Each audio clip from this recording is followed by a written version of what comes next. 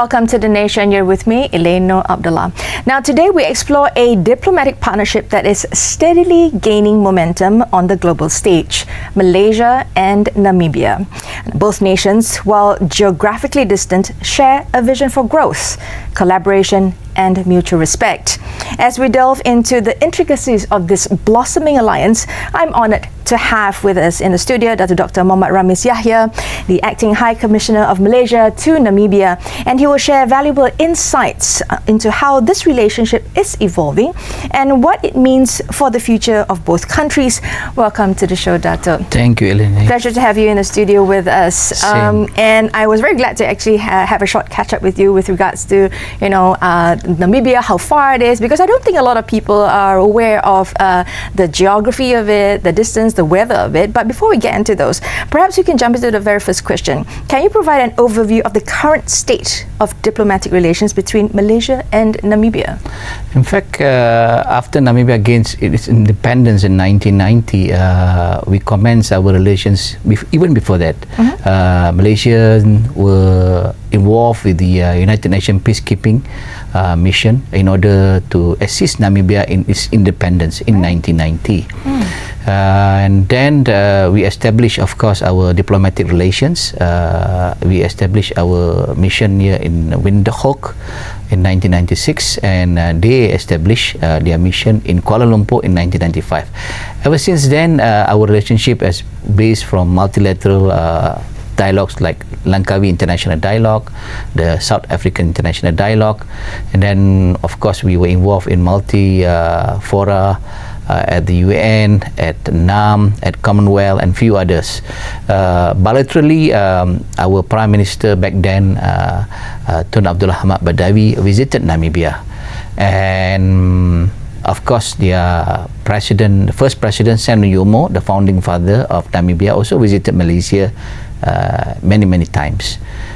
Relations have been smooth, very welcoming. Now, it looks like it's almost 20 years that the diplomatic relations have been established. What are the key areas of cooperation between the two countries? Right now, the emphasis is more on people-to-people exchanges. We wanted to have more visits from both countries. Right. But we can say that education is the priority. There are many institutes from Malaysia coming into Namibia. One of such is Lim Kok Wing, Namibia. They have their campus in Windhoek with 200 over students. They started their establishment even before COVID-19 in 2019, and they are into the interplays of tertiary education soon. Fantastic. And how have trade relations been between Malaysia and Namibia, and how has it evolved in recent years? It's growing significantly. You can see that this year itself, from January to June of 2024, trade has been increased in the figure of 194%, and with a figure of 328 million US dollar. And trade is in favor of Malaysia. We of course we export things like petroleum, machineries, and etc. While the Namibians, we import more of their minerals. They are good when it comes to diamonds.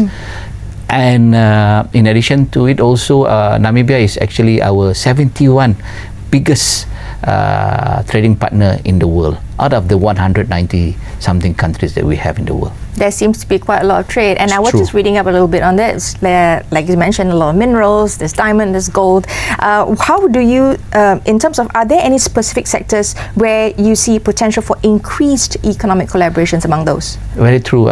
In fact, there are discoveries of oil and gas in Namibia of recent. 4 oil and gas fields were actually founded, discovered, and potential of that for Malaysia to invest in Namibia. If Petronas do come in, it will be a blessing for us from Malaysia in Namibia. Yeah, especially with our expertise and with how long that we've experienced in that field as well. Very true. What cultural exchange programs exist between Malaysia and Namibia at the moment? When it comes to cultural exchanges, we're doing our part. As diplomats, we are doing our part. We promote things like Malaysian food and cuisine, as well as they themselves. We also have things like Malaysian fashion show in Namibia. We have also we are going to celebrate our Malaysian National Day and our so-called Malaysian Day celebration. That will be an occasion for us to showcase our Malaysian culture and tourism aspect.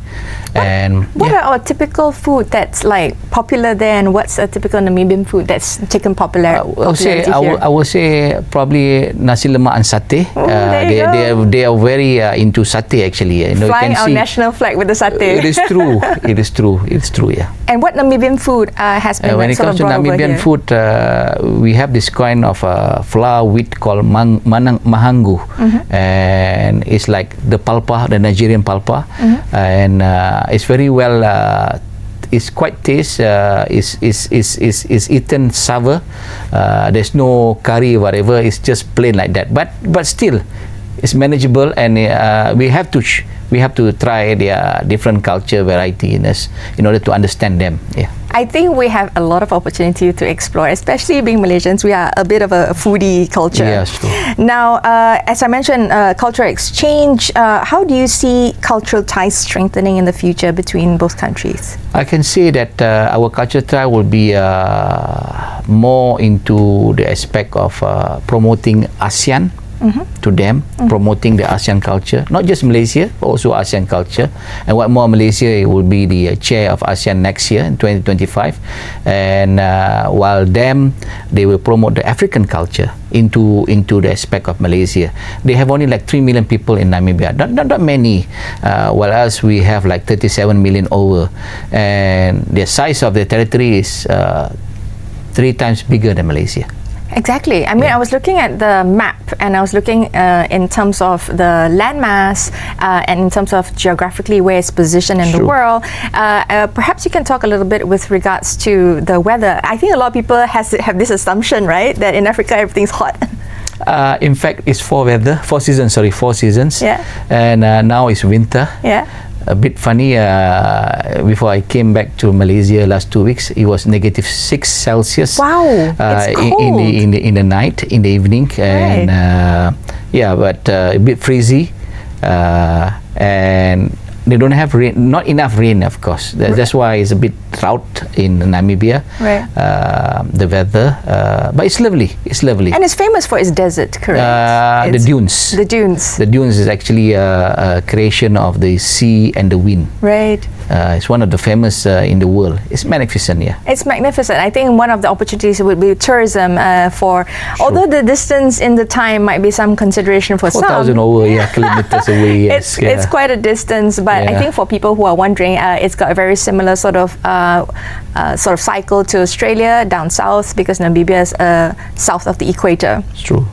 Now, are there any educational partnerships or student exchange programs between Malaysia and Namibia at the moment? In fact, through the Malaysian Technical Cooperation Program, we have been sending ever since 1996 more than 170 Namibians to Malaysia to partake in a lot of training and what we call it education exchanges. Recently, we sent 2 of their military officers to undertake a Malaysian Defence Cooperation Program training, postgraduate studies at University Pertahanan Malaysia for a year. Right. And then we also sent few of their prison officers to undertake training in the correctional service program at the Langkawi Academic Penjara in Langkawi. There are many such exchanges being happening, and to take up what you just mentioned, in fact there was a MOU, a collaboration between University of Malaysia Perlis and International University of Malaysia Management of Namibia that was signed this year in 6th of June. Of course, the Chancellor of the University of Malaysia Perlis, Tuanku Pemangku Raja Perlis, was directly involved in making this happen. And we were glad that they have some collaboration, and they are also partaking into the issue of exchanging students, mostly students as well as that of lectures. And in addition to it, when our Duli Yang Maha Mulia Pemangku Raja Perlis visited visited Namibia, 3 weeks ago. Wow. He made the promise to the Islamic community there. There's only 1% from the 3 million people of Islamic origin, or not Islamic origin, of Islamic religion, and they agreed to provide 15 scholarship to Namibian to undertake studies at College University Islam Perlis. Very nice. Commencing from probably next year. There's a lot of opportunity for learning and exchange and sharing of knowledge. How can both countries collaborate in the field of research and innovation? Are there opportunities in the area? Research and innovation, I met the so-called CEO of this Namibian oil company, Petrofan, 3 months back, and we were engaging in a discussion of sending their engineers to INSTEP Terengganu, and they agreed to fund this INSTEP, their engineers, to undertake this. As you say, Petronas has been there many years. When it comes to technical issues, engineering, everything, they have the so-called niche, and that will be of assistance to Namibians engineers to learn. And what more, they already found out, they've already discovered oil, and that will be beneficial for their country as well, especially in the social economic aspect. No, fantastic. It's an opportunity. I always say that whenever you teach, you learn, and when you learn, you will also share that knowledge, and there's an exchange. It's not always one way, it's both ways. It's both ways, yeah. It's like a bilateral relationship as well. Yeah. There's sharing and exchange in both directions. Now, on the tourism sector, what initiatives are being taken to promote tourism between Malaysia and Namibia? And I mentioned earlier, I mean, the distance is quite far. It may not be on anyone's sort of like top list of destinations to visit. So what kind of initiatives are there? We at the embassy, at the High Commission of Malaysia in Namibia, we partake in many activities of tourists in Namibia. We actually participated in one of the expo, and our High Commission of Malaysia and Namibia won the first place for the best tourist expo stall. Lovely. That was 3 months back.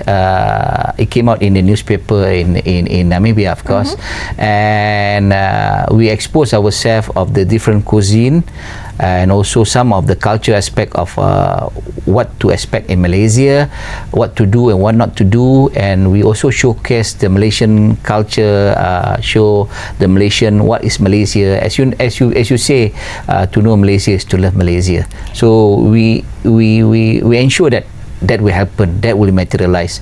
And in terms of Namibia, I think they're also trying to get more Malaysians to come to Namibia. What more, there are no visa for 90 days. Okay. For any Namibians visiting Malaysia and Malaysia visiting Namibia for 90 days. That's good. For tourist purpose, there's no visa. So we have something there to leverage on. Yes, it's easy. You don't have to go through any visa process. You can, within 90 days. Upon arrival, you get your so-called permission to stay in Namibia for tourist purpose. Yeah. Very nice. No excuse for people to not just...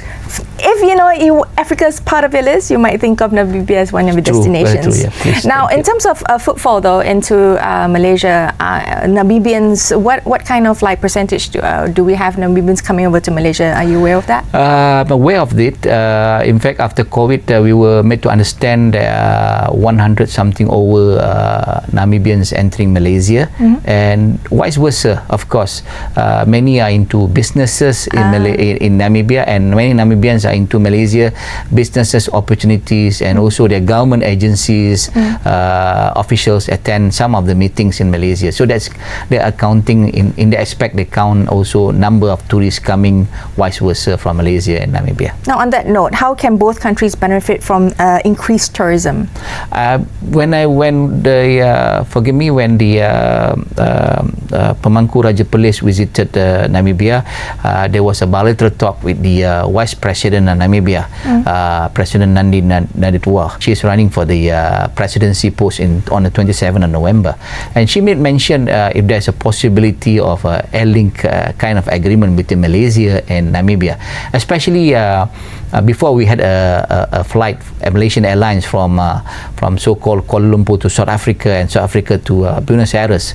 Most probably we can do but probably it can be a link of transit between Namibia and elsewhere other countries nearby the Southern African region. That would certainly smooth things over.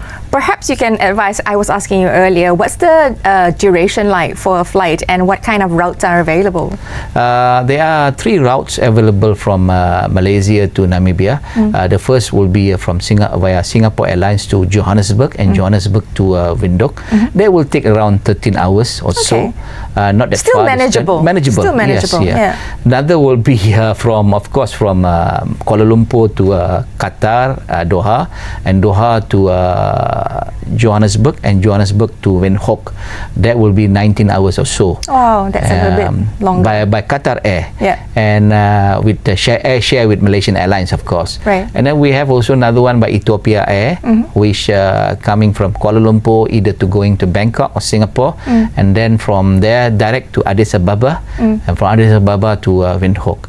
That will be another 17 hours or 18 hours or so. Okay, anywhere between 13 to 20 hours in terms of range if you're planning for a trip over, depending on which flight. Shorter than going to Latin America. There you go. Oh my goodness, I know that trip. It's quite painful, to be honest.